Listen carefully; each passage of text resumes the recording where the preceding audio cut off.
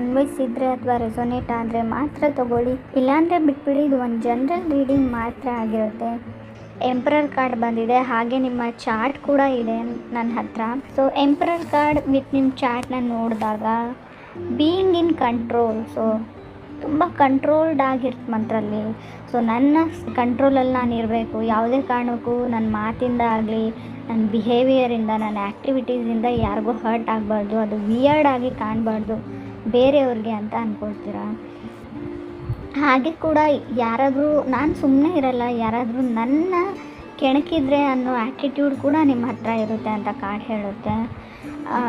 ಡೈರೆಕ್ಟಾಗಿ ಹೇಳಬೇಕಾದ್ರೆ ನೀವು ನಿಮಗೋಸ್ಕರ ಇರುವಂಥ ಮಂತು ಅಂತ ಹೇಳ್ಬೋದು.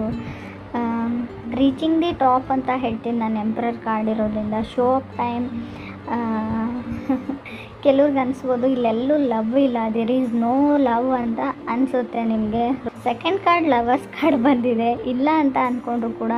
ಸೊ ಡೈಲಿ ವೇಕಪ್ ಆದಾಗ ನೀವೇನೋ ಸ್ಯಾಡ್ ಮೂಡಲ್ಲಿ ಹೇಳಲ್ಲ, ತುಂಬ ಮೋಟಿವೇಟೆಡ್ ಆಗಿರ್ತೀರ. ಈ ಮಂತು ವೇಕಪ್ ಕಾಲ್ ಥರ ಇರುತ್ತೆ.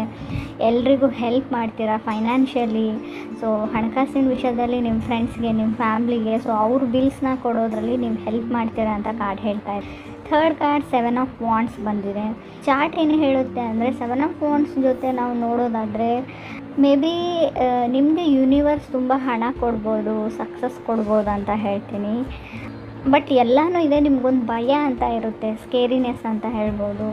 ಅಥವಾ ಬೇರೆಯವ್ರಿಗೆ ಯಾರಿಗಾದ್ರೂ ನಿಮ್ಮ ಬಗ್ಗೆ, ನಿಮ್ಮಿಂದ ಅವ್ರಿಗೆ ಭಯ ಆಗ್ತಾಯಿದೆ ಅಂತ ಕೂಡ ಕಾರ್ಡ್ ಹೇಳುತ್ತೆ. ಆ ಥರ ಯಾವುದಾದ್ರೂ ತಪ್ಪು ಕೆಲಸ ಮಾಡಿದಾರೋ ಅಥವಾ ಏನೋ ಗೊತ್ತಿಲ್ಲ, ಸಮಥಿಂಗ್ ಸ್ಕೇರಿನೆಸ್ ಇದೆ.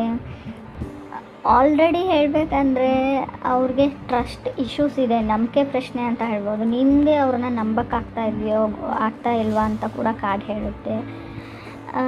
ಕೆಲವ್ರಿಗೆ ನಾನು ಫೋರ್ತ್ ಕಾರ್ಡ್ 8 ಆಫ್ ಪೆಂಟಿಕಲ್ಸ್ ಬಂದಿರೋದ್ರಿಂದ ಮೇ ಬಿ ನಿಮ್ಮನ್ನು ಯಾರಾದರೂ ಬ್ಲೇಮ್ ಮಾಡ್ಬೋದು, ಏನಾಗಿದೆ ನಮ್ಮ ಲೈಫಲ್ಲಿ, ಎಲ್ಲದಕ್ಕೂ ನೀವೇ ಕಾರಣ ಅಂತ ನಿಮಗೆ ಯಾರಾದರೂ ಹೇಳ್ಬೋದು, ಅಥವಾ ನೀವೇ ಯಾರಿಗಾದ್ರೂ ಹೇಳ್ಬೋದು ಅಂತ ಹೇಳ್ತಾ ಇದೆ.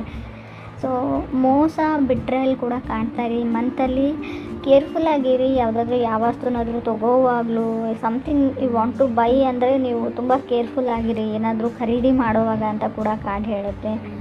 ಕೆಲವರಿಗೆ ಒಂಥರ ಒಳಗೊಳಗೆ ಒಂದು ಇನ್ಸೆಕ್ಯೂರಿಟಿ ಕಾಡುವಂಥ ಚಾನ್ಸಸ್ ಇದೆ. ಕೆಲವ್ರು ಮಾತ್ರ ನನಗೆ ಲವರ್ಸ್ ಕಾರ್ಡ್ ಜೊತೆ 8 ಆಫ್ ಪೆಂಟಿಕಲ್ಸ್ ಬಂದರೆ ನಾವು ಏನು ಹೇಳ್ತೀವಿ ಅಂದರೆ ಆಲ್ ದಿ ನೈಟ್ ಯಾರ ಜೊತೆ ನಾವು ಕಮ್ಯುನಿಕೇಟ್ ಮಾಡ್ತೀರಾ ಫೋನಲ್ಲಿ ಅಂತ ಹೇಳುತ್ತೆ.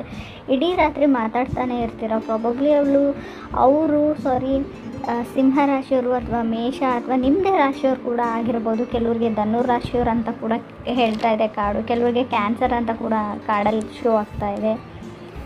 ರೈಟ್ ನಾವು ಹೇಳಬೇಕಂದ್ರೆ ಸಿಂಹರಾಶಿಯವ್ರ ಜೊತೆ ಕೆಲವ್ರಿಗೆ ಮಾತ್ರ, ಎಲ್ರಿಗೂ ಅನ್ವಯಿಸಲ್ಲ. ತುಂಬ ಹಿಂದೆ ರಿಲೇಷನ್ಶಿಪ್ಪಲ್ಲಿ ಇದ್ರಿ, ಇವಾಗಲೂ ಇದ್ದರೆ ಒಂದು ಹೇಟ್ರೇಡ್ ಥರ, ಒಂದು ದ್ವೇಷ ಬೆಳ್ಕೊಳ್ಳೋಂಥ ಚಾನ್ಸಸ್ ಇದೆ ಅಂತ ಹೇಳುತ್ತೆ. ತುಂಬ ಕೆರಿಯರ್ ತುಂಬ ಚೆನ್ನಾಗಿದೆ ಅಂತ ನಾನು ಹೇಳ್ತೀನಿ. ಬಿಕಾಸ್ 5th ಕಾರ್ಡ್ ನನಗೆ 10 ಆಫ್ ಪೆಂಟಿಕಲ್ಸ್ ಬಂದಿದೆ. ಕನ್ಸ್ಟ್ರಕ್ಷನ್ ಬಿಸ್ನೆಸ್ಸಲ್ಲಿರೋರಿಗೆ, ಆಲ್ಮೋಸ್ಟ್ ಬಿಸ್ನೆಸ್ ಮಾಡೋರಿಗೆ, ಸಮಥಿಂಗ್ ಏನೋ ಕಟ್ತಾ ಇದ್ದೀರಾ, ಬಿಲ್ಡ್ ಮಾಡ್ತಾ ಇದ್ದೀರಾ, ಅಥವಾ ನಿಮ್ಮ ಮನೆಯೇ ನೀವು ಕಟ್ತಾ ಇರ್ಬೋದು ಅಂತ ಕೂಡ ಹೇಳ್ತಾ ಇದೆ. ತುಂಬ ಡ್ರೈವ್ ಮಾಡ್ತೀರಾ ವರ್ಕ್ಗೋಸ್ಕರ ಅಂತ ಹೇಳ್ಬೋದು. ನೀವೇ ಓನ್ ಡ್ರೈವ್ ಅಂತ ಹೇಳ್ತೀನಿ, ಟ್ರಾವೆಲ್ ಅಂತ ಹೇಳ್ತೀನಿ. ಮೇ ಬಿ ಧನುರಾಶಿಯವರು ಈಗಲೂ ನಿಮ್ಮನ್ನು ಇಷ್ಟಪಡ್ತಾರೆ ಅಂತ ಹೇಳುತ್ತೆ. ಕೆಲವ್ರಿಗೆ ಹೊಸದಾಗಿ ಕೂಡ ಇರ್ಬೋದು. ರಿಯಲ್ ಎಸ್ಟೇಟ್ ಅಥವಾ ತುಂಬ ಜನರ ಜೊತೆ ನೀವು ಕೆಲಸ ಮಾಡ್ತೀರಾ, ಬಿಸ್ನೆಸ್ ಪಾರ್ಟ್ನರ್ಸ್ ಇದ್ದಾರೆ ಅಂದರೆ ಮೇ ಬಿ ಅವ್ರು ನಿಮಗೆ ಮೋಸ ಮಾಡೋ ಚಾನ್ಸಸ್ ಇದೆ. ಎಲ್ರಿಗೂ ಅಲ್ಲ ಫ್ರೆಂಡ್ಸ್, ಕೆಲವರು. ಸೊ ಕೇರ್ಫುಲ್ ಆಗಿರೋದ್ರಿಂದ ನಮ್ದು ಏನಾಗುತ್ತೆ ಹೇಳಿ, ಆದಷ್ಟು ಕೇರ್ಫುಲ್ ಆಗಿರಿ, ಎಚ್ಚರಿಕೆಯಿಂದ ಇರೋದು ನಮ್ಗೆ ಒಳ್ಳೆಯದು ಅಂತ ಕೂಡ ಹೇಳುತ್ತೆ. ಆಲ್ರೆಡಿ ಮ್ಯಾರಿಡ್ ಇದ್ದವ್ರಿಗೆ ಸಪ್ರೇಟ್ ಆಗಬೇಕು ಅಂತ ಅಂದ್ಕೊಂಡಿದ್ರೆ, ಡಿವೋರ್ಸ್ ತೊಗೊಳ್ಬೇಕು ಅಂತ ಅಂದ್ಕೊಂಡಿದ್ರೆ, ಚಾರ್ಟ್ ಏನು ಹೇಳುತ್ತೆ ಅಂದರೆ ಇನ್ನೊಂದು ಸರ್ತಿ ಯೋಚನೆ ಮಾಡಿ ಅದ್ರ ಬಗ್ಗೆ. ಸೊ ಆಮೇಲೆ ರಿಗ್ರೆಟ್ ಮಾಡ್ಕೊಳ್ಳೋವಂಥ ಚಾನ್ಸಸ್ ಇದೆ ಅಂತ ಕೂಡ ಕಾರ್ಡ್ಸು ಹೇಳ್ತಾ ಇದೆ. ರೀಥಿಂಕ್ ಮಾಡಿ.